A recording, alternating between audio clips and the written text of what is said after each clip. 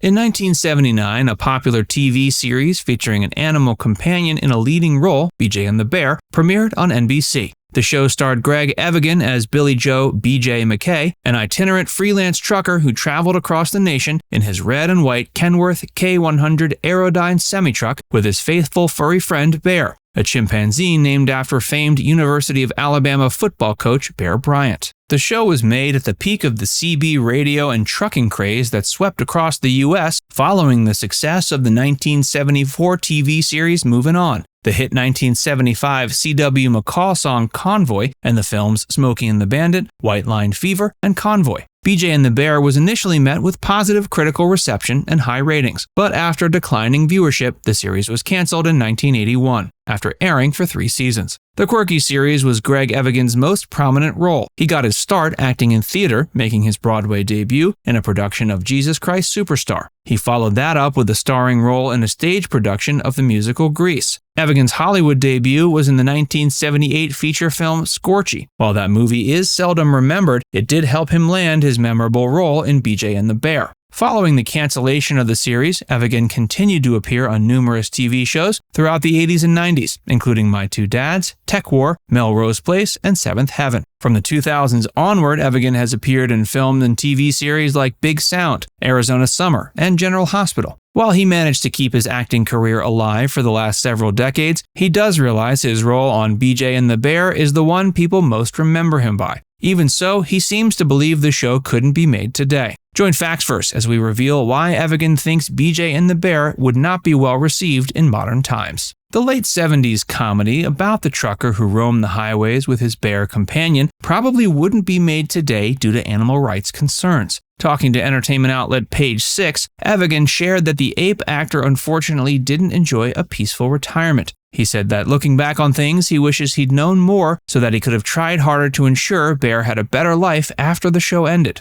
The actor went on to explain that the trainer who was brought on to the show had the animal for a while. But the thing about chimps is, when they grow up, they're about the same size as people and end up being a challenge to handle. Evigan feels that explains why there aren't many TV shows like BJ and the Bear anymore, because it can be cruel to have animals in captivity when they should be left alone in the wild. Hey, if you're enjoying this video so far, be sure to give it a like and subscribe to Facts First if you haven't already. And stick around for more about BJ and the Bear.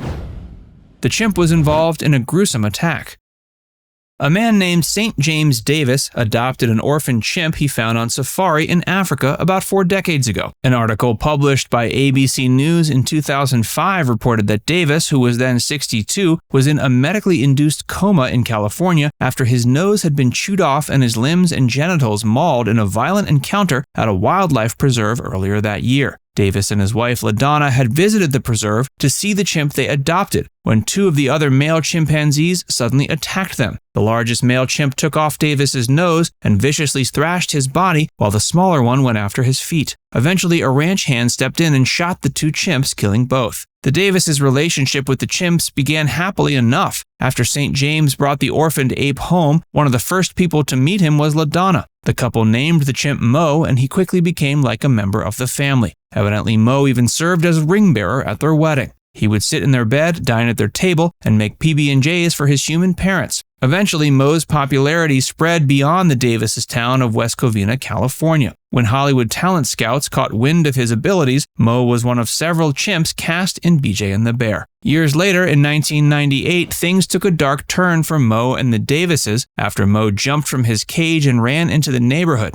After accidentally receiving an electric shock, some friends of the Davis family managed to calm him down, but after police showed up, Mo got spooked again and proceeded to first attack the squad car, then the officer. Animal control was called in and subdued Mo with a tranquilizer gun. A year later, Mo bit a woman's finger, nearly taking it off. After that incident, the people of West Covina felt like enough was enough and demanded Mo be removed from the neighborhood. Law enforcement charged the Davises with harboring a dangerous animal and proceeded to hold Mo in custody as evidence. After a long, drawn-out legal battle, the charges were dropped, but Mo was moved to a sanctuary called the Animal Haven Ranch. And that was where the traumatic incident took place in March of 2005. Davis eventually came out of his coma, but was left with horrific scars. Since the attack, he's done his best to warn others about the dangers of keeping chimps in captivity.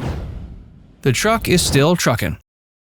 While Mo and his former human companions met an awful fate, the semi-truck featured on BJ and the Bear has since been restored and traded to multiple owners. In 2007, a man named Craig Sagehorn bought the 1980 Kenworth and rebuilt it. The truck was originally tracked down and sold to Sagehorn by someone named Mike Johnson. While Craig was restoring the interior, he found an inscription reading BJ and the Bear by WS under a mess of rust where the fifth wheel had been welded. Craig used the truck mainly for local hauls. Whenever he was out and about, he says people would come up to him and thank him for maintaining a piece of pop culture history. In 2008, a fan named Chris Andrachik bought the truck from Sagehorn. In 2012, it was sold again. It's unclear how it got back into the Sagehorn family, but today the truck appears to be in the hands of Craig's son Paul. Paul takes the rig to events and conventions and sells a line of BJ and the Bear merchandise and clothing on his website. Now it's time to hear from you. What's your favorite memory of BJ and the Bear? Let us know in the comments section below.